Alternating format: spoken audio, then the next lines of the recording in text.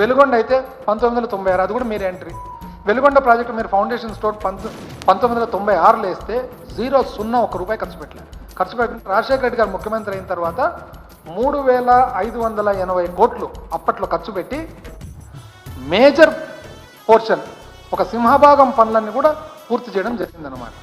ఆ తర్వాత జగన్మోహన్ రెడ్డి గారు ముఖ్యమంత్రి అయిన తర్వాత 1000 చిల్లర కోట్లు ఖర్చు పెట్టి వెలుగొండ టన్నల్ ఇంచుమించు ఆసియాలో ఒక పెద్ద టన్నల్ అది పూర్తి చేయడం జరిగింది. వాస్తవమా కాదా? అదేవిధంగా మీరేం చేసినారని మాకు ప్రశ్న. మాకు 1 సంవత్సరం మీ బాధ, 2 సంవత్సరాలు కోవిడ్ బాధ, మిగిలినది 2 సంవత్సరాలు. 2 సంవత్సరాలు మేము చేసిన దాంట్లో చెప్తా. మిగిలిపోయిన జలేఖనం పనులలో జగన్మోహన్ రెడ్డి గారు ముఖ్యమంత్రి అయిన తర్వాత సంగం బ్యారేజ్ పూర్తి చేయడం జరగలేదా? నెల్లూరు బ్యారేజ్ పూర్తి చేయడం జరగలేదా? గాలేరు నగరి పనులు జరగలేదా? వెలుగొండ సొరంగాలు పూర్తి కాలేదా? పులిచింతల, సోమశిల, కందలేరు, చిత్రావతి, గండికోట, బ్రహ్మసాగర్ పునరావాసం జరగలేదా? ఎన్ని కోట్లని పునరావాసానికి ఖర్చు పెట్టింది? మరి ఈ పీరియడ్లో కొత్తగా 5 లక్షల కోట్లకు నీళ్ళు ఇచ్చిన మాట వాస్తవమా కాదా?